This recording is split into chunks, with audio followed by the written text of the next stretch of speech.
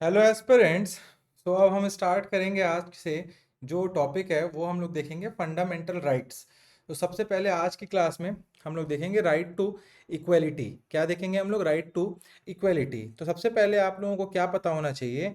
आप लोगों को ये पता होना चाहिए कि राइट जो है फंडामेंटल राइट्स अगर प्रीलिम्स में आता है कौन से पार्ट ऑफ द कॉन्स्टिट्यूशन में है हमारा फंडामेंटल राइट, तो आपको पता होना चाहिए fundamental right is in part 3 of the constitution. कौन से पार्ट में है? पार्ट 3 ऑफ द कॉन्स्टिट्यूशन के अंदर है हमारा फंडामेंटल फंडामेंटल राइट्स। ठीक है। इसके साथ साथ आज ऑल्सो आपको पता होना चाहिए कहाँ से कहाँ तक है। अगर पूछता है तो आर्टिकल 12 से लेके आर्टिकल 35 तक के जो राइट्स है हमारे कॉन्स्टिट्यूशन में, those rights are called as fundamental rights in the constitution of India. ठीक है। इसमें आज जो हम लोग टॉपिक देखने वाले हैं वो हम लोग सब देखेंगे राइट टू इक्वालिटी। तो राइट टू इक्वालिटी जो है इसके अंडर आर्टिकल 12 से आप देखेंगे आर्टिकल 14 से 18 तक के हमारे आर्टिकल आते हैं। इसके पहले हम लोग दो बेसिक आर्टिकल देख लेते हैं। वो आर्टिकल है आपका डेफिनेशन ऑफ स्टेट। जब मैं स्टेट स्टेट स्टेट स्टेट कितने बार बोला हूँ कल की क्लास में, आप लोगों की क्लास में, तब आप लोग को समझ आया होगा, मैंने आखिर में बता दिया था मतलब। बट आज हम लोग कॉन्स्टिट्यूशनली देखेंगे कि आर्टिकल 12 क्या बोलता है स्टेट के लिए। तो पहला, आप पहला राइट लिख लीजिए, दैट इज आर्टिकल 12। अब आर्टिकल 12 बोलता क्या है? तो कॉन्स्टिट्यूशन के अनुसार स्टेट का मतलब क्या है ये हमको समझना है। तो कॉन्स्टिट्यूशन के अंडर स्टेट जो है अगर कहीं भी कॉन्स्टिट्यूशन में लिखा है, इसका मतलब है कि वो जो है आपका कोई सेंट्रल गवर्नमेंट या पार्लियामेंट यूनियन लेवल का ऑफिस हो सकता है। क्या हो सकता है? सेंट्रल गवर्नमेंट, पार्लियामेंट या यूनियन गवर्नमेंट का कोई भी ऑफिस। ठीक है, यूनियन गवर्नमेंट का कोई भी ऑफिस। इसके साथ साथ क्या हो सकता है? और स्टेट लेजिस्लेचर और स्टेट गवर्नमेंट को भी हम ऑफिस ही बोलते, स्टेट बोलते हैं, स्टेट गवर्नमेंट या स्टेट लेजिस्लेचर, वो भी स्टेट ही होगा। ठीक, या और क्या होगा? Local authorities.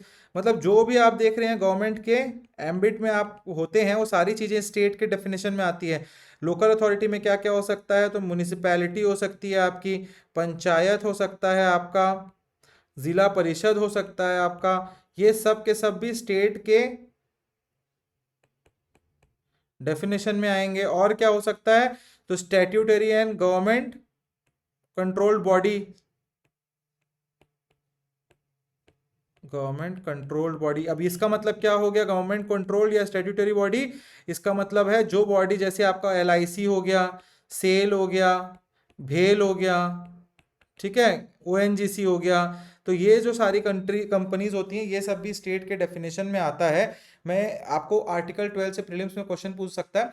Under article 12, the under definition of article 12 what all are the states. अब उसमें चार दे देगा, सेंट्रल गवर्नमेंट के पार्लियामेंट दे देगा, स्टेट लेजिस्लेचर दे देगा, ONGC दे देगा, और आपको दे देगा क्या? रिलायंस, मुकेश अंबानी का। तो आंसर क्या होगा? अगर क्वेश्चन पूछा विच आर नॉट, तो आपका आंसर हो जाएगा रिलायंस। क्योंकि मैंने क्या बताया आपको, स्टेट के डेफिनेशन में central government, parliament, union government सब स्टेट के डेफिनेशन के अंदर आता है। स्टेट लेजिस्लेचर, स्टेट गवर्नमेंट, फिर मैंने बोला आपका लोकल अथॉरिटीज जैसे जिला पंचायत, पंचायत हो गया आपका, म्यूनिसिपैलिटीज हो गई, ये सब भी स्टेट के डेफिनेशन के अंदर आता है। और उसके साथ भी वो बॉडीज जो स्टैट्यूटरी बॉडी स्टेट ने बना रखी हैं, या फिर कोई स्टेट जो स्टेट कंट्रोल बॉडी है जैसे सेल, गेल, भेल, ONGC, जो आपकी पब्लिक सेक्टर अंडरटेकिंग कंपनीज हैं।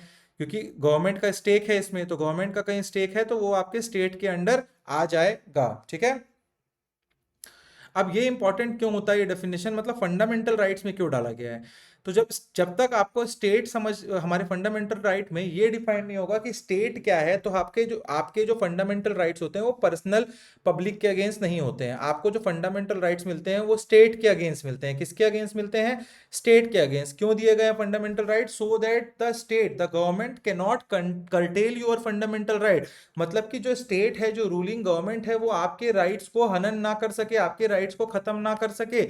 अगर ये डिफाइंड ही नहीं होगा हमारे अंदर कि स्टेट क्या है, तो हमको कैसे समझ आएगा, वो एम्बिट कैसे क्लियर होगी? वो टेरिटरी कैसे क्लियर होगी, वो लाइन कैसे बनाया जाएगा कि किससे हमको समझ आए कि ये चीजें हैं, इसकी वजह से हमको ये चीजें स्टेट हैं और इनसे हमको ये फंडामेंटल राइट्स मिलते हैं। तो यहाँ वेल डिफाइन किया है कि क्या क्या चीजें फंडामेंटल राइट्स का उल्लंघन स्टेट के द्वारा किया जाएगा तो वो हमको मिलेंगी। अगर प्राइवेट इंसान होगा, प्राइवेट कोई आदमी होगा और वो आपके राइट्स को वायलेट करता है, ठीक है, तो आर्टिकल 12 का स्कोप में नहीं आएगा। वो अगर प्राइवेट आदमी है और वो आपके फंडामेंटल राइट्स को क्या कर रहा है, कर्टेल कर रहा है। प्राइवेट आदमी मतलब दो लोग हो, दो दोस्त हो, एक आपका दोस्त है, वो आपके फंडामेंटल राइट्स को कर्टेल कर रहा है, तो वो स्टेट के डेफिनेशन के अंदर नहीं आएगा। क्लैरिटी रखिए, प्राइवेट आदमी is not under the definition of state, ठीक है। पर इनडायरेक्टली स्टेट अगर कुछ ना करे, आप समझ रहे हैं, प्राइवेट आदमी आपके फंडामेंटल राइट का हनन कर रहा है तो वो स्टेट के अंडर नहीं आएगा। बट अगर स्टेट इन द सेंस कि आपका अब गवर्नमेंट की बात हो रही है, अगर स्टेट उस टाइम अगर कुछ नहीं करता है आपके फंडामेंटल राइट्स को बचाने के लिए, तो स्टेट लायबिलिटी होगी स्टेट की। क्यों? क्योंकि फंडामेंटल राइट्स जो है वो स्टेट के अगेंस्ट है। स्टेट का काम क्या है? स्टेट का काम है आपको सेफ रखना, आपके राइट्स को बचा के रखना, ठीक है। आप स्टेट के अगेंस्ट जाएंगे, क्यों? क्योंकि प्राइवेट आदमी आपका फंडामेंटल राइट जब कर्टेल कर रहा था, उस पर्टिकुलर टाइम में स्टेट क्या कर रही थी, पुलिस क्या कर रही थी? अगर police is not doing their work, then state is not doing their work, and if state is not doing their work, they are liable to you। Indirectly हुआ, समझे आप? डायरेक्टली वो नहीं आ रहा है प्राइवेट मेंबर। अगर कोई बोले कि डायरेक्टली एक प्राइवेट आदमी आपके फंडामेंटल राइट्स को कर्टेल कर रहा है, is he under the ambit of article 12? तो he is not under the ambit of article 12, but as state is liable to you to safeguard your fundamental right, and if the state is not doing their work to safeguard your fundamental right, then the liability of state is there, because the work of state is to safeguard your fundamental right, and you can directly approach to Supreme Court under Article 32 कि भाई देखो, मेरा private fundamental right है, जो मेरा fundamental right है वो ये आदमी विचार कर रहा है क्या, कर्टेल, और जो स्टेट है उसको पता भी है और स्टेट उसको हमको बचा नहीं रहा है। तो यहां पे आपको समझ आना चाहिए प्राइवेट और पब्लिक का क्या डिफरेंस है, ठीक है। Let's take an example. अगर पुलिस बिना वारंट के किसी को उठा लेती है, क्या करती है? अगर पुलिस बिना वारंट के किसी को उठा लेती है, तो ये आर्टिकल 21 के अंडर क्या होगा, वायोलेशन होगा राइट टू लाइफ के अंदर। तो पुलिस क्या है? पुलिस एक स्टेट है, police is equal to state, police एक बॉडी है स्टेट की।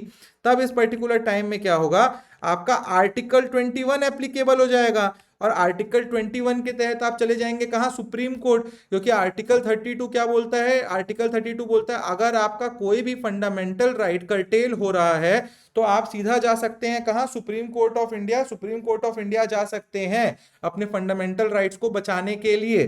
तो ये एक केस बनता है आपका यहाँ कि पुलिस कहीं आपको बिना वारंट के, अगर वारंट के उठाती है तो इट इज नॉट अ हनन ऑफ फंडामेंटल राइट या curtailing your fundamental right, because they are having some judicial letter in their hand. अगर ऐसा होता है आप घर में बैठे हैं, अभी पढ़ रहे हैं आप घर में, और बस आई पुलिस उठा के ले गई, यार इट इज नॉट देयर, उनके पास कोई लेटर नहीं है अभी फिलहाल। तो this is what the article right to life के अगेंस्ट चला गया, आपके राइट टू लाइफ के अगेंस्ट, आर्टिकल 21 के अगेंस्ट है ये। तो आप जाएंगे क्या? और पुलिस जो है वो स्टेट है, पुलिस एक स्टेट के अंदर आता है। पुलिस को पावर कौन देता है? पुलिस को पावर गवर्नमेंट देती है। स्टेट में है तो स्टेट गवर्नमेंट देगी। और मैंने क्या बोला आपको, आर्टिकल 12 के अंडर स्टेट के डेफिनेशन के अंदर स्टेट लेजिस्लेचर भी आता है, स्टेट गवर्नमेंट भी आता है। तो indirectly state is liable to you. Now you can, आपका हनन क्या हुआ, आपका कर्टेल क्या हुआ, आर्टिकल 21, क्योंकि राइट टू लाइफ आपका कर्टेल हुआ। अब यहां कॉन्स्टिट्यूशन में क्लियर है, अगर राइट टू लाइफ आपका कर्टेल हो रहा है तो आप जाएंगे कहां, आर्टिकल 32 के पास। आप खटखटाएंगे सुप्रीम कोर्ट का दरवाजा, और सुप्रीम कोर्ट आपको फिर क्या करेगा, बचाएगा आपके फंडामेंटल राइट्स को, ठीक है। Are you people getting it? Are you getting it? बहुत फंडामेंटल राइट्स यार, ये सब ना बहुत कंसेप्ट जो है बहुत टफ कंसेप्ट्स में डिफाइंड है। देखिए लाइन वाइज लाइन पढ़ेंगे तो कुछ नहीं है, लोग पढ़ा देते हैं ऐसी लाइन वाई लाइन, बट क्या है उसमें आपको समझ आ गया, रटना है आपने, आपको समझ आना चाहिए क्यों आर्टिकल 12 बनाया गया था। अब आपको समझ आया कि यार आर्टिकल 12 में स्टेट इसलिए दिया गया और प्राइवेट को क्यों नहीं दिया गया, और प्राइवेट में भी आपका किया तो क्या तरीका है वहां पहुंचने का। दिस इज वॉट आर, ये खूबसूरती है हमारे संविधान की। लोग जो बोलते हैं ना हमारा संविधान बहुत लिखा हुआ है, संविधान कैसे समझे, समझने की चाह होनी चाहिए। You have to understand the constitution, there is, आप हर चीज नहीं लिख सकते, आप ऐसा लिखने लगेंगे एक एक चीज को वेल डिफाइन करके तो फिर तो हो गई, मतलब हमारा वैसे ही संविधान सबसे बड़ा संविधान है और पूरा एक लाइब्रेरी बन जाएगा ऐसा लिखते रहेंगे तो। This is how the interpretation goes, आपको समझने का तरीका होता है। तो लिखिए आप आर्टिकल 12 डिफाइन क्या करते हैं हम, मटेरियल। फर्स्ट पॉइंट लिखिए, as per article 12, as per article 12 comma the term state, state को ऐसे लिखिएगा state, the term state include government and parliament. देखो यार गवर्नमेंट को GOV डॉट लिख लो, पार्लियामेंट को PIR डॉट, ठीक है। अगर मैं बहुत, जैसे कई लोग मेरे को बोलते हैं, लोगों का कहना होता है कि सर स्लो बोलिए या डबल डबल रिपीट कीजिए। आप लोगों को नोट्स बनाना है, क्लासेस जल्दी खत्म कर, पॉज करके लिखिए उसको और छोटे वर्ड्स में लिखिए। आपका नोट्स, भाई आप नोट से बनाते रहेंगे, मेन तो समझना है ना।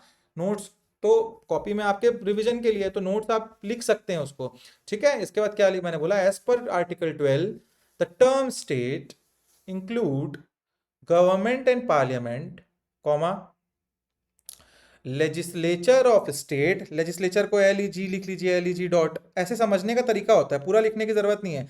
अब इतने बार ये वर्ड लिख लियो आप लोग तो अब समझ तो आ ही जाएगा ना, LEG डॉट लिखोगे तो।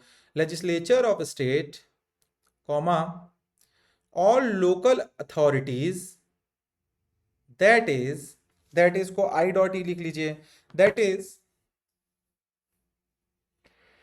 Municipalities comma panchayat comma district board comma trust and all other authorities that is statutory और नॉन स्टैट्यूटरी। नॉन स्टैट्यूटरी के बाजू में ब्रैकेट में लिखिए ONGC LIC सेल, ठीक है। ONGC LIC सेल जब भी लिखते हैं तो कैपिटल लेटर यूज करिएगा। ये सब जब भी आप किसी भी का शॉर्ट फॉर्म में लिखते हैं ना, ONGC, ठीक है, SAIL steel authority limited of India, तो ये सब में आप कैपिटल लेटर यूज करते हैं, ठीक है। ONGC सेल, ये सब तरीके हैं लिखने के, मतलब आपको पता होने चाहिए। सेकेंड पॉइंट लिखिए, इवन अ प्राइवेट बॉडी और an agency working as an instrument of state falls within the meaning of state. Next लिखिए, the administrative part of judiciary will fall under the definition of state.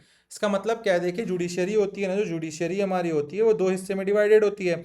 एक क्या होती है, judiciary जब decision देती है, adjudication part होता है उनका, जहाँ पे वो बेंच में बैठते हैं और क्या करते हैं, डिसीजन देते हैं। और एक होती है जुडिशरी चलाने के लिए एडमिनिस्ट्रेटिव बॉडी। तो आपको ये क्लियर होना चाहिए, एडमिनिस्ट्रेटिव बॉडी जो है वो स्टेट के डेफिनेशन के अंडर आता है। प्रीलिम्स में क्वेश्चन आ जाएगा, लोग बोल्ड हो जाएंगे, बता रहा हूँ मैं। तो ये एडमिनिस्ट्रेटिव पार्ट ऑफ जुडिशरी जो है वो आता है आपके किसके एम्बिट में, वो स्टेट के एम्बिट में। पर जो एडजुडिकेशन पार्ट होता है जिसमें वो डिसीजन देते हैं, वो स्टेट के एम्बिट में नहीं आता है। तो नेक्स्ट पॉइंट लिखिए इसमें, judiciary comma when it will be performing its adjudication role comma it will not come under the definition of state, ठीक है। चलिए, तो ये हो गया आपका article 12। Now let us move to the next article, that is article 13। क्या हो जाएंगे अब, आर्टिकल 13 की ओर, ठीक। तो what is article 13?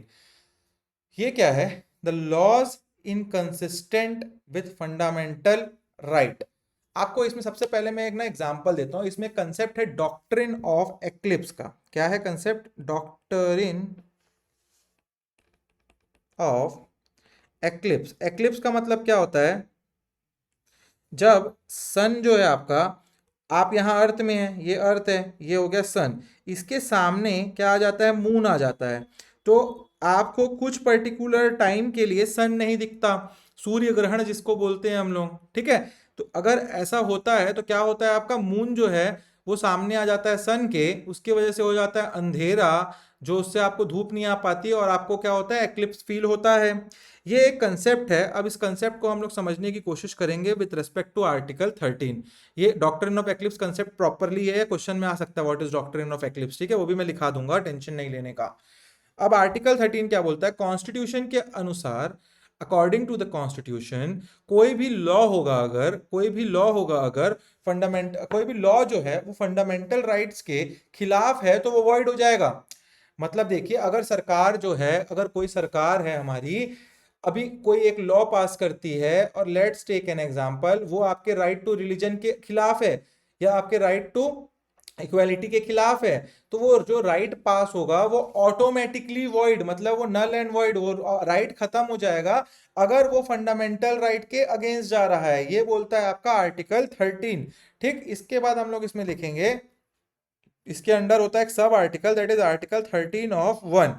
Article 13 of 1 क्या बोलता है? तो कॉन्स्टिट्यूशन के आने से पहले, एक एक वर्ड को समझिएगा, कॉन्स्टिट्यूशन के आने से पहले का जो भी लॉ होगा, मतलब प्री कॉन्स्टिट्यूशनल लॉज की बात कर रहा हूं मैं। हमारा कॉन्स्टिट्यूशन आया था 1952 में। कब आया था? 1952, 26 ऑफ जनवरी 1952 को हमारा संविधान चालू हुआ। प्रॉपरली आपको पता होगा 26 नवंबर 1951 में हो गया था कुछ प्रोविजन से स्टार्ट, बट हम मानते क्या है, स्टार्ट होता है हमारा रिपब्लिक डे कब आता है? 26 ऑफ जनवरी 1952 से। तो 26 ऑफ जनवरी को 1952 के पहले के लॉ की बात कर रहा हूं मैं, ठीक है, प्री कॉन्स्टिट्यूशनल लॉ जो ब्रिटिश एरा में बने।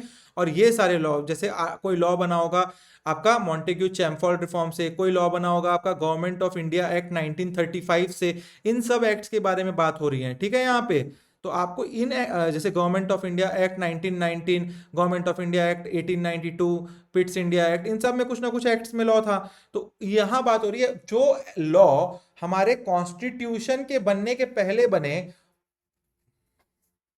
और वो लॉ फंडामेंटल राइट्स के अगेंस्ट हैं, तो उन लॉज के साथ क्या होगा? वो जो लॉ होंगे आपके, उनको हम एक्लिप्स कर देंगे, ठीक है। कॉन्स्टिट्यूशन के आने के पहले जो भी लॉ फंडामेंटल राइट्स के अगेंस्ट हैं, वो to the extent of inconsistency void हो जाएंगे। ठीक, वॉइड हो जाएंगे जिस लेवल तक वो इनकंसिस्टेंट है हमारे अभी के संविधान के हिसाब से।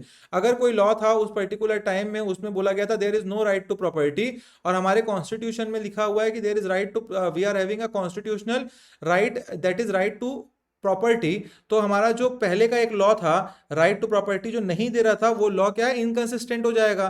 क्यों? क्योंकि फंडामेंटल राइट में वो राइट है अभी फिलहाल, बट वो फिर से वापस आ जाएगा। कब वापस आएगा? अगर हमारे कॉन्स्टिट्यूशन में कोई अमेंडमेंट होता है। क्या होता है अमेंडमेंट? कि राइट टू प्रॉपर्टी को हम कॉन्स्टिट्यूशनल राइट से भी हटा देते हैं। तब क्या होगा? पुराना लॉ तो अब यहाँ पे क्या हो रहा है? क्लैश नहीं कर रहा है हमारे कॉन्स्टिट्यूशन के साथ, तो वो वापस आ जाएगा। यही है डॉक्ट्रिन ऑफ एक्लिप्स। जब तक हमारा प्री कॉन्स्टिट्यूशनल जो लॉ है वो हमारे आज के संविधान के अगेंस्ट जा रहा है, तब तक उसको क्या होगा? जैसे सन मून को ढक लेता है, वैसे हम क्या है? ढक देंगे उसको, ठीक है, डार्क स्पेस में चला जाएगा, अंधेरे में। जैसे ही मगर संविधान से, हमारे कॉन्स्टिट्यूशन से वो जो पर्टिकुलर राइट उसके साथ क्या हो रहा था, टसल में था, वो राइट हट जाएगा हमारे कॉन्स्टिट्यूशन से। तब क्या होगा? वो एक्लिप्स हट जाएगा, वो मून हट जाएगा और फिर धूप आने लगेगी और वो लाइट में आ जाएगा फिर से राइट। तो यही हमारा आर्टिकल 31 बोलता है। Let's take an example. अगर ब्रिटिश के एरा में कोई लॉ है जो पास हुआ था प्रेस के फ्रीडम को कर्टेल करने के लिए, क्या करने के लिए? फ्रीडम ऑफ किया ही था उन्होंने 1905 में, ये सब तो पता ही होगा आपने, लिल्टन ने किया था, वर्निकुलर प्रेस एक्ट, ये सब। अगर कोई उस टाइम का एक राइट है और वो राइट क्या है? कर्टेल कर रहा है किसके? फ्रीडम ऑफ प्रेस को। अगर वो right article 19(1) of A freedom of speech के अगेंस्ट चला जाता है, तो वो पार्ट ऑटोमेटिकली इनवैलिड हो जाएगा।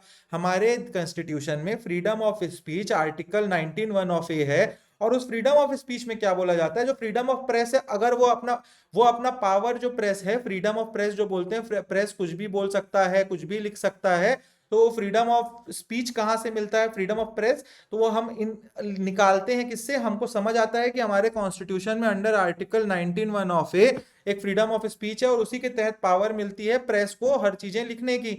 अब मैंने क्या बोला, अगर ब्रिटिश के एरा में एक लॉ था, वो लॉ फ्रीडम ऑफ प्रेस को क्या कर रहा था, कर्टेल कर रहा था। अब वो राइट जैसे ही हमारा संविधान आया, तो हमारे संविधान में क्या है, फ्रीडम ऑफ स्पीच, तो वो अगेंस्ट चला गया किसके, वर्नेकुलर प्रेस एक्ट, या कोई भी आप बोल सकते हैं प्रेस के जो भी एक्ट उन्होंने पास किया था। तो ये जो एक्ट है, कौन सा एक्ट की बात कर रहा हूं मैं, जो प्रेस को कर्टेल कर रहा था, जस्ट बिकॉज हमारे कॉन्स्टिट्यूशन में अभी के टाइम पे एक फ्रीडम ऑफ प्रेस है, तो ये जो राइट है वो वॉइड हो जाएगा, उस टाइम के लिए रख देंगे कोने में। बट अगर आप समझिए, ये होगा नहीं कभी, बट एक केस है कि 19(1) ऑफ ए को कॉन्स्टिट्यूशन हटा देते हैं हमारे पार्लियामेंटेरियन, तब वो जो राइट है ऑटोमेटिकली लाइव हो जाएगा, कुछ करना नहीं पड़ेगा उसके लिए। तो यही बोलता है आपका आर्टिकल 13(1), ठीक है, ये आपको समझना है। अब आर्टिकल 13(2) बहुत टफ टॉपिक था ये, विथ रेस्पेक्ट टू समझना, मेरे को समझ आ रहा है, आप लोगों को भी थोड़ा सा दिक्कत हुआ होगा, बट मेरे को आप लोगों को समझ आ गया होगा, मेरे को लगता है सारे एग्जाम्पल से। आर्टिकल 13(2), स्टेट कोई भी ऐसा लॉ नहीं बना सकता जो फंडामेंटल राइट्स को वॉयलेट करे। क्या करे, स्टेट कोई भी ऐसा एक्ट नहीं बना सकता जो फंडामेंटल राइट्स को वॉयलेट करे, और अगर बनाता है तो वो वॉइड हो जाएगा। यार देखो, जब कॉन्स्टिट्यूशन नहीं बना था, प्री कॉन्स्टिट्यूशनल लॉस के बाद हम इसलिए कर रहे हैं, उनको ये पावर क्यों दी गई है, उनको, उनके पास वो बुक नहीं थी ना। अभी क्या है, एक चेकबुक है हमारे पास संविधान। अभी आपको लॉ बनाना है, आप पार्लियामेंटेरियन है, तो आप पहले देखेंगे संविधान में दिया है ये चीज, तो हम ये लॉ बना सकते हैं। अगर संविधान में ये चीज दिया है और इसके अगेंस्ट लॉ बना रहे हैं, तो it is not going to be made. अगर आप ऐसा करते भी हैं तो वो वॉइड हो जाएगा, ये बोल रहा है आर्टिकल 13(3). हम प्री कॉन्स्टिट्यूशनल लॉ, जो संविधान बनने के पहले लॉ है, उनको ये डॉक्ट्रिन ऑफ एक्लिप्स क्यों दिए हैं, क्योंकि उनके पास ये संविधान नहीं था, उनके पास उस टाइम, उनके पास ये चेकबुक चेकलिस्ट नहीं था कि यार हम प्रेस को कर्टेल नहीं कर सकते, क्योंकि वो उस टाइम अपने से लॉ बना रहे थे, संविधान नाम की कोई चीज ही नहीं थी। तो उन लॉज को इसीलिए पावर दिया गया है, अगर वो टसल में आएंगे संविधान के साथ, कॉन्स्टिट्यूशन के साथ, तो they will be void. But the constitution, if amendment is there and the tussle goes out, then the laws will leave again, फिर से वो सांस लेने लगेंगे, दे विल ब्रीथ अगेन्स। ठीक है, तो आप बोल सकते हैं उसको हाइबरनेशन में डाल के रख दिया गया है। किसमें, हाइबरनेशन में। पता है ना आप लोग को हाइबरनेशन क्या होता है, एनिमल करते हैं, कोल्ड ब्लडेड एनिमल 6 महीने पोलार बियर करता है ना, सो जाता है 6 महीने, 6 महीने बाद जगता है, बस वही है वो। मान के चलो अभी सो रहे हो लाओ, अभी जगे नहीं है, कब जगेंगे, जब ठंडी हटेगी। और ठंडी का हटेगी का मतलब मैं यहाँ क्या बोल रहा हूँ, जब वो लॉ जिसके अगेंस्ट है वो हटेंगे, और तब वो आएंगे वापस। ठीक है, नाउ आर्टिकल 13(2) मैंने बताया क्या, कोई भी लॉ नहीं बना सकता। अब यहाँ पे आर्टिकल ऑफ 13(2) में इसीलिए बोला गया एक्सप्लिसिटली कि भाई, अब तुम गवर्नमेंट 1952 के बाद बना रहे हो, तुम्हारे पास एक संविधान था, तुम क्या कर रहे हो, तुम क्यों बना रहे हो लॉस के अगेंस्ट। अगर तुम बना रहे हो तो बनाओ, तुम्हारी मर्जी है, तुम्हारा पार्लियामेंट है, वो तो आर्टिकल हमारे संविधान में दिया है, सुप्रीम कोर्ट उसको बोलेगा, जैसे ही लॉ पास होगा तुरंत सुप्रीम कोर्ट बोलेगा अंडर आर्टिकल 13(2) हमारे पास क्लियरली ये पावर है सुप्रीम कोर्ट के पास, क्या, कि आपने लॉ बनाया है कॉन्स्टिट्यूशन के अगेंस्ट, हम उसको वॉइड करते हैं, करो मेहनत, कितना करना है करते रहो संसद के अंदर जितना करना है। ठीक है, तो आर्टिकल ऑफ 13(2) ये बोलता है। डॉक्ट्रिन ऑफ एक्लिप्स मैंने समझा दिया आप लोगों को। Now let us right the things. Article 13 defines law. क्या डिफाइन किया हमने कि लॉ क्या होता है। पहले हमने 12 में देखा स्टेट्स क्या होता है, अब हमने देखा लॉज क्या होते हैं। ठीक है, अब इसके बाद फिर हमारे राइट चालू होंगे, राइट टू इक्वलिटी। लिखिए, all laws that are inconsistent with or in derogation of any of the fundamental rights, fundamental rights को एफ आर लिख ले करो भैया, एफ आर। ठीक है, फंडामेंटल राइट्स एफ आर ऐसे एस लिख ले, fundamental rights shall be declared null and void. Second point लिखिए, the term law includes, the term law includes laws enacted by center and state। Comma temporary ordinance by the president, temporary ordinance by the president, comma statutory instrument of delegated legislation, statutory instrument of delegated legislation, इसको क्या, इसका मतलब है executive legislation, statutory instrument of delegated legislation. ये सारे मैं ऐसे words क्यों लिखा रहा हूँ, ये पॉलिटिकल तरीके से आप जब लिखेंगे ना आंसर्स, ये सारे वर्ड्स आपको पता होने चाहिए। ये पॉलिटी है हमारी, पॉलिटी के अंदर ऐसे ही वर्ड्स यूज होते हैं, ठीक है। Statutory instrument of delegated legislation, delegated, देखिए इसको समझा देता हूँ आपको क्या है। स्टैट्यूटरी इंस्ट्रूमेंट मतलब कोई एक पावरफुल संवैधानिक इंस्ट्रूमेंट बना रहा है, कौन बना रहा है, डेलीगेटेड लेजिस्लेशन, मतलब डेलीगेट कौन करता है कोई भी लॉ बनाने के लिए, एग्जीक्यूटिव, डेलीगेशन का मतलब पावर को देना, तो डेलीगेटेड लेजिस्लेशन ऑफ एग्जीक्यूटिव, यही हुआ क्या आपका एग्जीक्यूटिव लेजिस्लेशन, ठीक है। कोई भी जो एग्जीक्यूटिव लॉ बनाता है उसकी बात हो रही है। आर्टिकल 13(1) लिखिए फिर ब्रैकेट में, प्री कॉन्स्टिट्यूशनल लॉ। अब इसमें एग्जांपल लिख लीजिए, सीआरपीसी, आईपीसी, सेडिशन लॉ। अब तो सीआरपीसी आईपीसी बीएनएस हो गया है, उतना दिमाग नहीं लगाना है उस पर। सेडिशन लॉ, मार्शियल लॉ,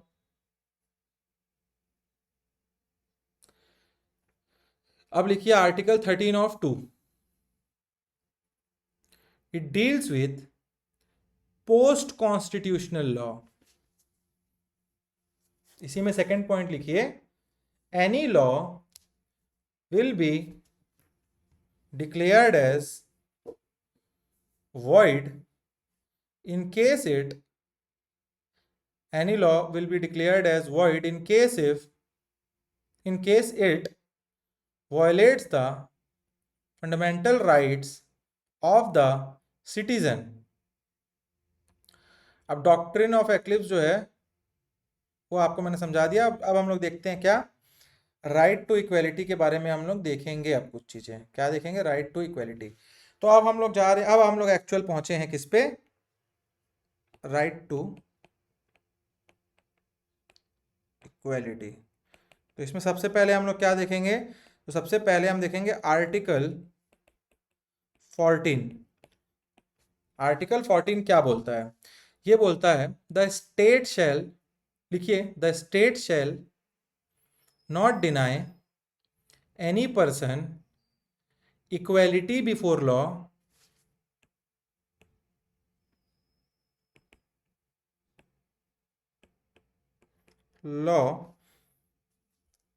और equal protection of law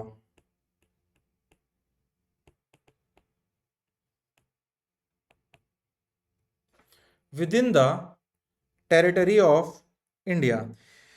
अब ये बहुत दो ब्रॉडर कंसेप्ट है, इनको समझ लेंगे तो आपको राइट टू इक्वलिटी का बहुत बड़ा बेसिस समझ आ जाएगा। सबसे पहले हम लोग समझते हैं कि इक्वलिटी बिफोर लॉ क्या होता है। इक्वलिटी, तीनों वर्ड को ब्रेक डाउन करो पहले। इक्वलिटी बिफोर लॉ, लॉ के सामने सब इक्वल हैं, क्लियर हुआ।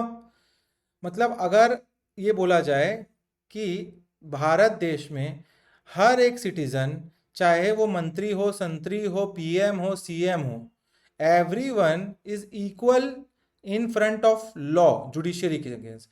Let's take another example. आप कहीं हेलमेट लगा के जा रहे हैं रोड में और आपको एक ट्रैफिक पुलिस पकड़ लेता है, नहीं आप हेलमेट लगा के जाएंगे तो क्यों पकड़ेगा, आप हेलमेट नहीं लगा के जा रहे हैं, अभी केस चेंज, आप हेलमेट नहीं लगा के जा रहे हैं रोड में, और जो भी आपकी सिटी है, आप रायपुर से हैं तो जय स्तंभ चौक के पास जा रहे हैं, ठीक है, आप बिलासपुर से हैं तो मंगला चौक के आसपास से जा रहे हैं, आप दुर्ग में हैं तो आप कहाँ से जा रहे हैं, आप मालवीय चौक, पटेल चौक के पास से जा रहे हैं। आप सोच के देखिए, आप जा रहे हैं अभी और आप हेलमेट नहीं पहने हैं तो क्या होगा, ट्रैफिक पुलिस आपको रोकेगा। जैसे ही ट्रैफिक पुलिस रोकेगा आपको, वो क्या बोलेगा, चलान कटवाओ। क्यों कटवाओ, आपने लॉ ब्रेक किया है। क्या आप बोलेंगे, क्या लॉ ब्रेक किया है मैंने, I am a good citizen of India. तो बोलेगा भैया हेलमेट नहीं लगाया है आपने, आपने अपने ही जान से खिलवाड़ किया है, ठीक है। अब यहाँ आपको चालान कटवाना पड़ेगा, फिर आप चेहरा लटका के घर आ जाएंगे। अब केस 2 इस पे प्राइम मिनिस्टर ऑफ इंडिया है। कौन है? Prime minister of India, Narendra Modi ji. अब आप सोच के देखिए, नरेंद्र मोदी जी मोटरसाइकिल चला रहे हैं और वो हेलमेट नहीं लगाए हैं। अगर वो हेलमेट नहीं लगाए हैं तो पुलिस वाला क्या हिम्मत करेगा उनको रोकने की? सोचिए आप। नरेंद्र मोदी जी मोटरसाइकिल चला रहे हैं और वो हेलमेट नहीं लगाए हैं, तो क्या उसको पुलिस वाला पकड़ेगा? सोचने वाली बात है ना। तो वही है हमारे यहाँ, देखिए खूबसूरती है हमारे देश की, इक्वालिटी बिफोर लॉ यही बोलता है कि उनको वो पकड़ेगा। क्या बोलेगा? साहब आप होंगे पीएम, बट आपने लॉ तोड़ा है, आपने हेलमेट नहीं लगाया है, आपने अपने जान से खिलवाड़ किया है, चलान पटाइए। तो यही इक्वालिटी जो है, इक्वालिटी बिफोर लॉ, ये मैं आपको समझाने के लिए एग्जांपल लिया मैंने, आपको समझ तो आ ही गया होगा इक्वालिटी बिफोर लॉ क्या है, ठीक है। तो ये जो इक्वालिटी बिफोर लॉ है, ये एक ब्रिटिश कंसेप्ट है। कौन सा कंसेप्ट? अगर क्वेश्चन में पूछेगा तो आपका equality before law British concept है। कौन सा कंसेप्ट है? एक ब्रिटिश कंसेप्ट है, और ये नेगेटिव अप्रोच माना जाता है। इसको क्या माना जाता है? It is a negative approach. सबको एक बराबर देखा जाता है। इसमें और क्या बोला जाता है? No one is above the law. पहले तो मैंने बोला सब इक्वल है, no one above the law. मैंने बताया ना एग्जांपल, पीएम हो या आप हो, दोनों पकड़ाए हेलमेट बिना लगाए तो आपको दोनों को चलान पड़ेगा। इसका मतलब जो लॉ है उसके ऊपर कोई नहीं है दुनिया में, हमारे देश में, ठीक है। कोई स्पेशल प्रिविलेज नहीं मिलेगा। वो मोदी जी नहीं फोन कर सकते, यार मैं प्रधानमंत्री हूं, देखो तो यार थोड़ा सा फोन वोन करो, ऐसा नहीं चलेगा, ठीक है। कोई प्रिविलेज नहीं मिलेगा आपको अगर लॉ आपने तोड़ा है तो। इस पे स्टेट अकाउंटेबल सब होते हैं, ठीक है। तो ये आपको पता होना चाहिए। अब हम देखते हैं दूसरा कंसेप्ट जो है इक्वल प्रोटेक्शन ऑफ लॉ। फिर ब्रेक डाउन कीजिए। इक्वल प्रोटेक्शन ऑफ लॉ मतलब लॉ को बराबरी से प्रोटेक्ट करना। इसका मतलब क्या है? कभी भी किसी भी जगह पे सिमिलर सिचुएशन में सभी को बराबर प्रोटेक्शन मिलेगी। सिचुएशन बाय सिचुएशन इसकी बात हो रही है इसमें।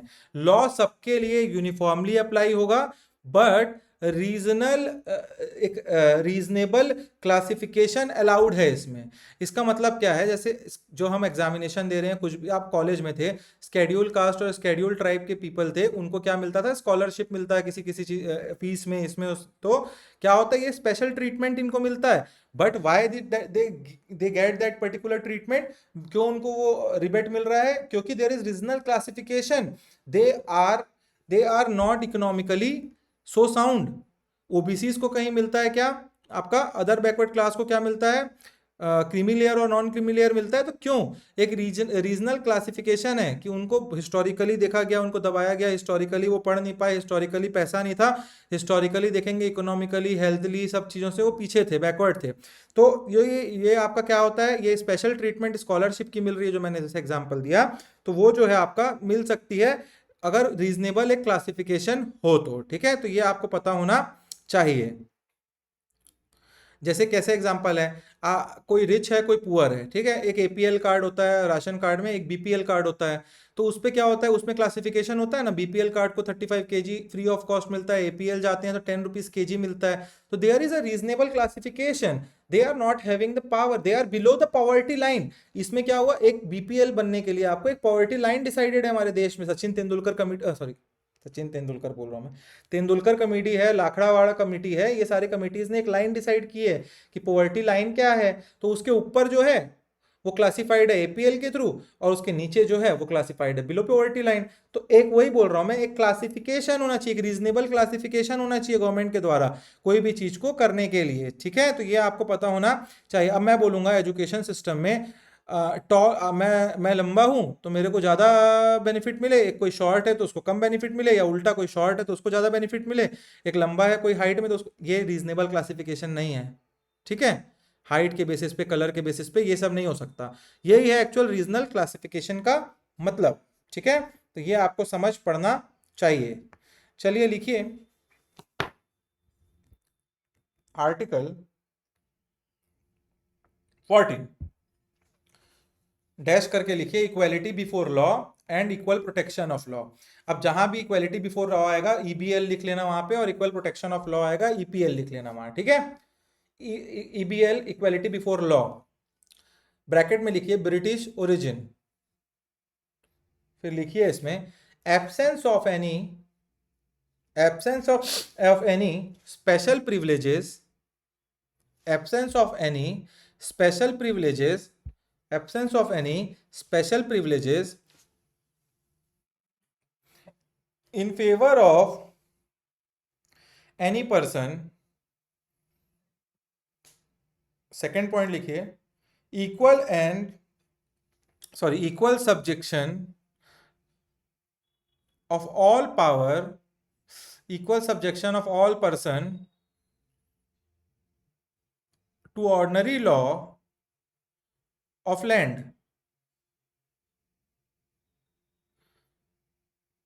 एरो करके लिखिए, this is to mean that no person is above the law. ठीक है, this is to mean that no person is above the law. फिर लिखिए इक्वल प्रोटेक्शन ऑफ लॉ. इसमें ब्रैकेट में लिखिए अमेरिकन कंसेप्ट. क्या लिखिए? अमेरिकन कंसेप्ट या अमेरिकन ओरिजिन भी लिख सकते हैं उसको, concept slash origin. Equality of treatment under equal circumstances. Second point लिखिए, like should be treated alike without any discrimination. Like should be treated alike without any discrimination. Article 14 लिखिए, forbids class legislation, confers right to all person and includes illegal person. अब एक लिख लीजिए, एक exception to equality. किसको किसके under ये नहीं आता? कौन इसके राइट टू इक्वालिटी के अंडर एम्बिट में नहीं आता? हर एक सिटीजन तो आता है, मैंने बता दिया, बट कौन कौन नहीं है वो अलग से डिफाइंड है. प्रेसिडेंट ऑफ इंडिया नहीं आएंगे इस पे. आप ये नहीं बोल सकते प्रेसिडेंट ऑफ इंडिया को. जैसे क्रिमिनल लॉ में उनको कोई वो नहीं, सजा नहीं होती जब तक वो प्रेसिडेंट है, कोई केस नहीं हो सकता. Second, governor, foreign diplomats, article 105 and article 194.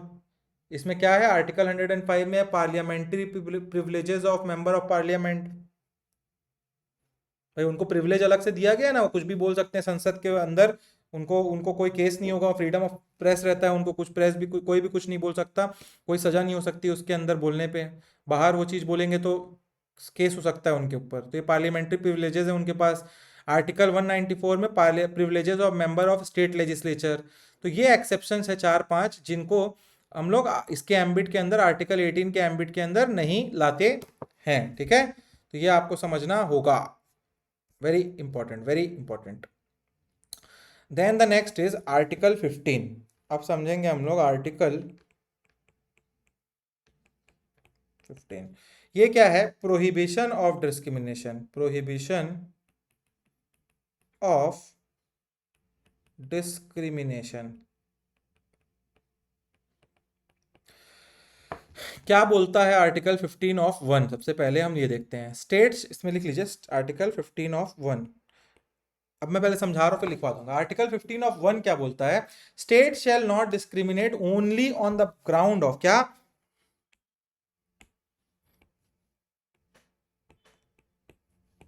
Only. क्या लिखा है आपके स्क्रीन के ऊपर अभी? क्या लिखा है बड़ा सा? ओनली. तो क्या बोलता है state shall not discriminate only on the ground of region, race, caste, sex, place of birth. इसका मतलब है, ये बोला जा रहा है, कॉन्स्टिट्यूशन बोल रहा है, सरकार जो स्टेट है, सरकार है, वो सिर्फ और सिर्फ रीजन के बैकग्राउंड, रीजन के हिसाब से किसी भी आदमी के अंदर डिस्क्रिमिनेशन नहीं कर सकती. इसका मतलब क्या है? अगर कोई आदमी आपके प्रदेश में आ रहा है, लेट्स से कि छत्तीसगढ़ में कोई उत्तर प्रदेश और मध्य प्रदेश का आदमी आके काम कर रहा है, तो सिर्फ और सिर्फ रीजन के हिसाब से, क्योंकि वो उत्तर प्रदेश से है, इसलिए आप डिस्क्रिमिनेट नहीं कर सकते उसके अगेंस्ट. वो पूरा बराबर, उसको भी राइट्स वही मिलेंगे जो आपके स्टेट में दूसरे लोगों को मिल रहे हैं. ठीक है, तो रीजन के हिसाब से कोई डिस्क्रिमिनेशन नहीं. रेस, हिंदू है, मुस्लिम है, सिख है, ईसाई है, बुद्धिस्ट है, जैन है, पारसी है, कुछ नहीं मानता कोई, तो उसमें भी आपका रेस के हिसाब से क्या नहीं होगा, सॉरी, गलत बोल दिया मैं, race in the sense of tribes है, ये है स्केड्यूल कास्ट है, ये सारी चीजें जो होती हैं इसके हिसाब से भी आपका ये नहीं होगा क्या कोई भी डिफरेंस। कास्ट में मैंने जो पहले बोला आपका, कास्ट आपका कोई भी हो, there should be not discrimination only on the basis, ये दो चीजों के बेसिस पे डिस्क्रिमिनेशन किया जा सकता है, दो चीजों को मिला के, बट एक ही चीज के only on the basis of caste आप डिस्क्रिमिनेट नहीं कर सकते। कास्ट के साथ आपको कोई और एक चीज होगा तब आप डिस्क्रिमिनेशन करोगे, कोई रीजन होगा तो, but only on the basis of caste कि आप क्या है, आप कोई कम्युनिटीज लोअर कम्युनिटीज हैं, आप अपर कम्युनिटीज हैं, ये नहीं किया जा सकता। ठीक है। सेक्स, आप मेल हैं, फीमेल हैं, या आप ट्रांस हैं, कुछ भी हैं आप कुछ भी हैं, अब इसमें डिस्क्रिमिनेशन नहीं हो सकता। ठीक है। इसका मतलब क्या है कि कोई भी कुछ भी अपना आपका क्या हो, ओरिएंटेशन हो, आपके अगेंस्ट कोई भी discrimination only on the basis of sex नहीं हो सकता, और only on the basis of birth भी नहीं हो सकता, कि आप दुर्ग में पैदा हुए हैं, कि आप बालाघाट में पैदा हुए हैं, कि आप दिल्ली में पैदा हुए हैं, उसके बेसिस पे भी कोई डिस्क्रिमिनेशन नहीं हो सकता। यह आर्टिकल 15 बोलता है। ठीक है। सिर्फ इन ग्राउंड्स पे प्रोहिबिशन नहीं हो सकता, और कोई ना कोई बेसिस आपको देना पड़ेगा इन ग्राउंड्स के साथ, तभी आप कर पाओगे इन ग्राउंड्स के बेसिस पे। सेकंड आप समझेंगे तो समझ, पूरा भी समझते जाइए तो समझ आ जाएगा। आर्टिकल 15(2) क्या बोलता है, ये बोलता है एक्सेस टू पब्लिक प्लेसेस। इसका मतलब है एक्सेस टू पब्लिक प्लेसेस का क्या मतलब है, कोई भी सिटीजन ऑफ इंडिया, कोई भी सिटीजन को पब्लिक प्लेस जाने से मना नहीं किया जा सकता है। जैसे कि कोई भी कुआं, वेल हो, टैंक हो, रोड हो, घाट हो, that are maintained by the state. आप ये नहीं बोल सकते कि ये स्टेट में, अगर ये जैसे पहले के ज़माने में मैंने आपको बताया एक बार कि आपको देखिए, हमारे देश का ये बहुत एक खराब चैप्टर रहा है कि हमारे देश में जो स्केड्यूल कम्युनिटी से लोग आते हैं, कास्ट कम्युनिटी से लोग आते थे, उनके साथ बहुत एट्रोसिटीज़ हुई हैं। पहले के टाइम में कुछ गांव हुआ करते थे जहां पे उनको उन कुओं से पानी नहीं निकालने दिया जा सकता था, दिया जाता था, जिन कुएं से जनरल पब्लिक वहां पे जो अपर कास्ट के लोग थे वो पानी निकालते थे पीने के लिए। अब वो बेचारे जाते थे काफी 10-10 किलोमीटर, 8-8 किलोमीटर दूर, और पानी लेके आते थे अपने पीने के लिए, या डेजिग्नेटेड होता था उनके लिए अलग से कुआं, उनके लिए अलग से पॉन्ड। तो ये हमारा आर्टिकल उसको कर्टेल करता है, आर्टिकल 15(2). क्या कर्टेल करता है कि कोई भी सिटीजन को पब्लिक प्लेस जाने से, अगर सरकार, आपका प्राइवेट तालाब है तो बात अलग है, आपका प्राइवेट कुआं आपके घर के अंदर है तो कोई आके नहीं निकाल रहा है ना, अरे भाई सरकार का कुआं है, सरकार का हैंडपंप है, सरकार की तालाब है, सरकार के रोड है, अगर स्टेट के हैं ये सारे चीज इंफ्रास्ट्रक्चर, तो कोई भी उनको नहीं रोक सकता। क्या नहीं कर सकता, कोई भी उनको रोक नहीं सकता। तो ये आपका स्टेट ने पावर दिया है किसको, अंडर आर्टिकल 15(2), कि कोई भी आपको पब्लिक प्लेस में जाने से नहीं रोक सकता। प्राइवेट में रोका जा सकता है। अब आपके घर में मंदिर है, ठीक है, आपके घर में मंदिर है, वो आपका पर्सनल मंदिर है, आपके घर के अंदर में आपने बहुत सुंदर सा बना रखा है, आपको मन था, तो उसमें कोई बाहर का आदमी आके ऐसे गेट खोल के अंदर नहीं घुस सकता कि भैया मंदिर है हम घुस। पब्लिक प्लेस, स्टेट का मंदिर, लेट्स टेक एन एग्जांपल, जो राम मंदिर है हमारे देश में, उसमें कोई भी आदमी नहीं रोक सकता किसी को जाने से, क्योंकि वो स्टेट का है, स्टेट एक ट्रस्ट बनाई है, स्टेट उसको देख रही है। तो उस टेम्पल में कोई, अब लेट्स टेक एन एग्जांपल, आपके घर के पास से लेट्स से कि महानदी जा रही है, शिवनाथ नदी जा रही है, उसमें कोई एक घाट है, उसको आप नहीं बोल सकते कि मैंने घेरा किया, ये प्राइवेट घाट है मेरा, वो स्टेट ओन्ड है पूरा इलाका, वहां आप कोई भी जाके यूज कर सकता है उसको। ठीक है। तो आप इसमें कोई भी रेस्टोरेंट है कोई, ठीक है, ये सारी चीजें हैं। एक तो स्टेट ओन्ड, और दूसरा क्या मैंने बोला, पब्लिक प्लेस। क्या बोला मैंने, टेम्पल एक पब्लिक प्लेस है, स्टेट ओन्ड नहीं है, बट एक टेम्पल क्या है, पब्लिक प्लेस हो गया। अब वैसे ही जैसे होटल है, रेस्टोरेंट है, शॉप्स है, आप कहीं शॉप खोले हो, आप एक रेस्टोरेंट खोले हो, लेट्स टेक एन एग्जांपल कि एक अच्छा रेस्टोरेंट है, कोई इंडियन कॉफी हाउस है, लेट्स टेक एन एग्जांपल, वहां पे आप जा रहे हैं खाना खाने, तो वो डिस्क्रिमिनेट नहीं कर सकते कि आप इस रिलीजन से हो, आप इस प्लेस ऑफ बर्थ आपका दुर्ग नहीं है, या रायपुर नहीं है, बिलासपुर नहीं है, तो आप नहीं यहाँ पे खा सकते हैं। वो कोई, आप ये नहीं बोल सकता कोई कि आप मेल है तभी खाएंगे, आप फीमेल है तो तभी अंदर आएंगे, क्योंकि वो पब्लिक प्लेस है। या तो आप बोलिए वो प्राइवेट प्लेस है, तब आप रोक पाएंगे उसको, किसी को मत आने दीजिए, आप मेरा घर है भाई, नहीं आएगा तू, अंदर नहीं आने देंगे हम, it is my private place. अगर आप पब्लिक प्लेस में हो, कोई पब्लिक ऑफिस में हो आप, तो वहां जा सकते हो। ठीक है। तो ये पता होना चाहिए आपको। नेक्स्ट आपका है article 15(3), special provision for, article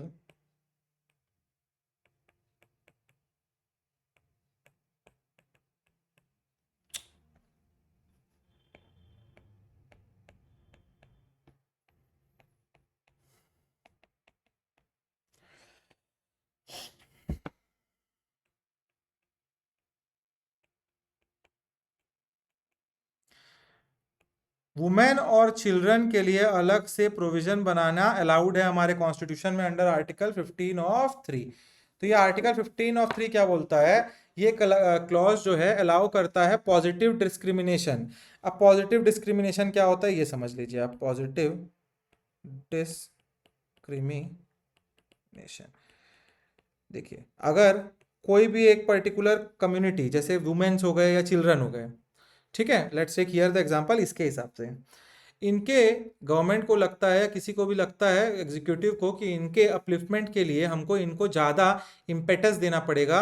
government क्या करती है, जैसे अभी वुमेन्स के लिए क्या होता है, जैसे अभी वो दे रहे हैं क्या, मातृवंदना योजना के तहत पैसे दे रहे हैं। चिल्ड्रन को अलग से स्कीम होती है इनके लिए, फ्री एजुकेशन, खाना मिलता है, मिड डे मील स्कीम। तो ये डिस्क्रिमिनेशन होगा ऐसे देखेंगे तो आप, बट ये डिस्क्रिमिनेशन अलाउड है हमारे में क्योंकि ये पॉजिटिव है। वुमेन्स को फाइनेंशियली इंडिपेंडेंट किया जा रहा है, चिल्ड्रन को न्यूट्रिशन दिया जा रहा है खाने में। तो ये आर्टिकल जो है आपको, जैसे रिजर्वेशन ऑफ बसेज में, आपको दिल्ली में आप रहेंगे तो there is reservation for women, कि women free of cost bus में जा सकती हैं, ठीक है, उनको टिकट नहीं लेना पड़ता। बस में जाइए, वो टिकट चेकर आपको एक पिंक कलर का टिकट देता है एंड इट इज एप्लीकेबल, कि आप फ्री में बैठ के जा सकते हो। वहीं आप जाएंगे तो आपको 20 रुपए देना पड़ेगा एज अ मैन। तो एक आप बोलेंगे यार आपने पहले बोला सर आर्टिकल 15 ऑफ 1 में there should not be a discrimination on the basis of sex, only sex लिखा है ना उसमें, ओनली अलग अलग है प्लेस ऑफ बर्थ, तो सेक्स के हिसाब से तो नहीं होना चाहिए। बट यहाँ तो यार ये बस में आप बोल रहे हैं कि मेल और फीमेल में, फीमेल को फ्री दे रहे हैं, मेल को फ्री नहीं दे रहे हैं। तो यहाँ पे आर्टिकल 15 ऑफ 3 में दिया है क्योंकि वुमेन इंडिपेंडेंटली ट्रेवल कर सके इकोनॉमिकली, वो उतनी फाइनेंशियली उनको अवेलेबिलिटी नहीं होती, तो दे आर गिवन द। और one of the major reason है कि अगर वुमेन के पास पैसा नहीं है, सोच के देखिए आप, ठीक है, वुमेन के पास पैसा नहीं है और वुमेन जो हैं वो ट्रेवल कर रही हैं पैदल चलते हुए, तो ये सेफ नहीं है उनके लिए। सेफ नहीं है ना भाई, रात का टाइम है, कभी सुनसान टाइम है, तो क्या होता है, अगर आप वो पब्लिक प्लेस, पब्लिक बस में ट्रेवल कर रही हैं तो दे आर सेफ ऑल्सो। तो अगर वो, लेट्स टेक एन एग्जांपल, कोई पुअर वुमेन है, अब वो पैसे, भाई 10 रुपए 5 रुपए बहुत बड़ी चीज होती है लोगों के लिए, ठीक है, you all guys are privileged, कि आपको लग रहा होगा कि 10 रुपए 5 रुपए कौन सी बड़ी चीज है, दे सकते हैं हर आदमी। देयर आर द केसेस, लोग 4 4 3 3 किलोमीटर ट्रेवल करते हैं पैसे से, पैदल, सिर्फ 5 से 10 रुपए बचाने के लिए। और जनरली वुमेन इसमें और ज़्यादा होती हैं क्योंकि they are not having that financial viability. हमारे देश में औरतें बहुत ज़्यादा काम नहीं करती हैं, तो वो वैसे ही उनके पास बहुत एक स्पाउस ऑफ मनी होता है, ठीक है। तो यहाँ पे क्या हुआ आप सोच के देख रहे हैं, डेप्थ में जाइए आप, क्या रीजन होगा इसको करने का। तो ये यहाँ पॉजिटिव डिस्क्रिमिनेशन हुआ ना भाई, उनको सेफ्टी मिली, उनके पास फाइनेंशियल अवेलेबिलिटी नहीं थी, वो काम करने, अगर एक वुमेन है, अगर वो, उनको 2,000 रुपए का कहीं काम मिलता है, लेट्स टेक एन एग्जांपल कि 10 किलोमीटर आगे, अब 10 किलोमीटर ट्रेवल करने में उनको 2,000 रुपए से, भाई वुमेन हो सकती है अनस्किल्ड हो, मैन जो होते हैं वो प्लम्बर का जॉब कर लिए, कुछ भी कर लिए, दे आर सेमी स्किल्ड और स्किल्ड, तो उनके जो पेमेंट होते हैं वो ज़्यादा होते हैं, 1,000 रुपए दिन, 500 रुपए दिन। वुमेन हो सकता है किसी कपड़े की शॉप में जा रही हैं, सिर्फ और सिर्फ कपड़ा घड़ी कर रहे हैं उन लोग, लेट्स टेक एन एग्जाम्पल, तो उनको पेमेंट काफ़ी कम, 2,500 रुपये मिलेगा। हो सकता है वो काफ़ी आउटर रूरल एरिया में रह रही हो। अब अगर 2,500 रुपये उनको लग रहे हैं आने और जाने में, और 2,500 रुपये ही मिल रहा है, तो वो क्या काम करने जाएंगी? नहीं जाएंगी। तब इस वर्क कल्चर को बढ़ाने के लिए और वो इंडिपेंडेंट करने के लिए उनको ऐसे के जो स्कीम से लाए जा सकते हैं, ठीक है, तो ये आपको पता होना चाहिए। उस, अगर ऐसा किया जाता है किसी पॉजिटिव चीज के लिए तो उसको डिस्क्रिमिनेशन नहीं माना जाएगा, ठीक है। तो ये आपका आर्टिकल 15 ऑफ 3 मैंने समझा दिया है। Now next is article 15 of 4। 15 of 4 क्या बोलता है? 15 ऑफ 4 बोलता है SC ST के लिए क्या है, स्पेशल प्रोविजंस। ये जो आपका है आर्टिकल 15 ऑफ 4, ये आपका कॉन्स्टिट्यूशन में कब आया था? तो ये फर्स्ट कॉन्स्टिट्यूशनल अमेंडमेंट एक्ट 1951 में हमारे कॉन्स्टिट्यूशन में लाया गया था। और ये अलाउ क्या करता है? ये अलाउ करता है स्टेट को to make special provision for the advancement of socially and educationally backward classes. यहाँ पे क्या बोलता है ये, सोशली और educationally backward class and SC ST, तो इन तीन कम्युनिटीज के लिए आर्टिकल 14 ऑफ 4 लाया गया फर्स्ट अमेंडमेंट एक्ट 1951 से।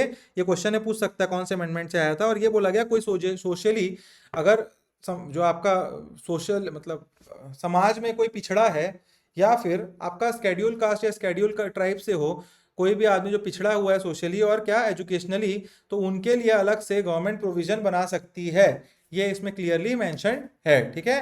देन 15 ऑफ 4, ये 15 ऑफ 4 जो है, आप जो भी पेपर देते हैं सीजीपीएससी का, सीजी व्यापम का, जेई का, जुडिशियरी का, कोई भी पेपर देते हैं आप, उसमें आपको दिखता होगा क्या, रिजर्वेशन इन एजुकेशन, क्या दिखता है, रिजर्वेशन, सॉरी ये 15 ऑफ 5 बता रहा हूँ ना मैं, तो ये 16 में पढ़ेंगे वो।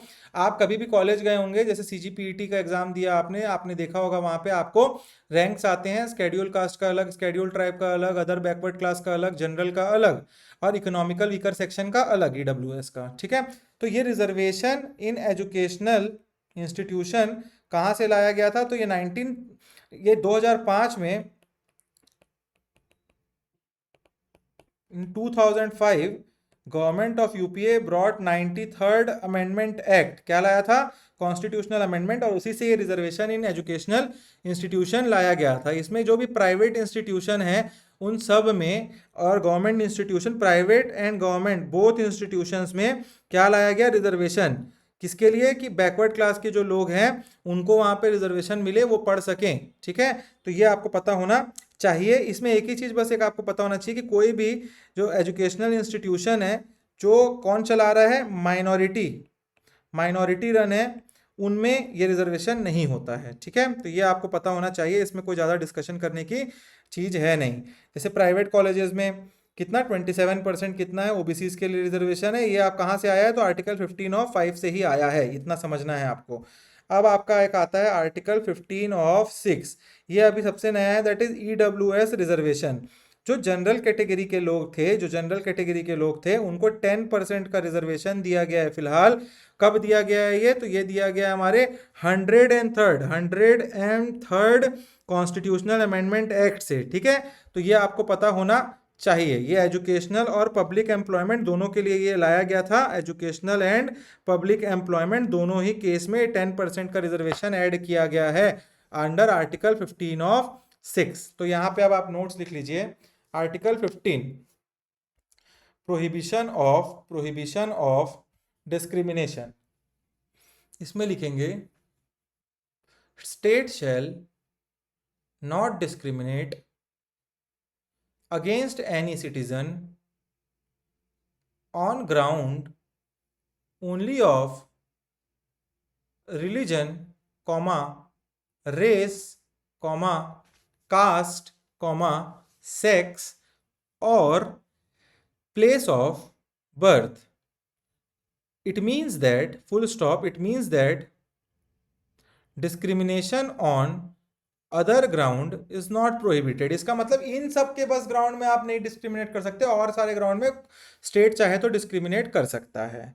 अब लिखिए आर्टिकल 15 ऑफ 2, क्या लिखेंगे, आर्टिकल 15 ऑफ 2, इसमें लिखिए the provision prohibits discrimination by private individual. Article 15 of 3 लिखिए अब वुमेन्स एंड चिल्ड्रन, फिर ऐसे एरो बनाइए, ऐसे देखिए मैं जैसे बोल रहा हूँ कैसे, आर्टिकल 15 ऑफ 3, फिर इसमें ऐसे लिख लीजिए वुमेन्स, सीधा ऐसे याद आ जाएगा ना आपको एक बार में, चिल्ड्रन, ठीक, फिर ऐसा एरो लिख लीजिए ऐसा, तो वुमेन्स एंड चिल्ड्रन। इसके बाद लिखिए treated in a special way, comma, that is state can make any special provision for women and children. Article 15, for advancement of any socially and educationally backward class or for, फिर से बोल रहा हूं मैं, for advancement of any socially and educationally backward class or for SC and ST, comma, state can make special provisions. फिर लिखिए article 15 of 6, उसमें ऐसी ब्रैकेट बना के लिखिए added through 93rd amendment act, फिर एरो बनाइए 27% reservation for OBC in all central higher educational institute including IITs and IIMs। फिर 15 ऑफ 6 लिख लीजिए।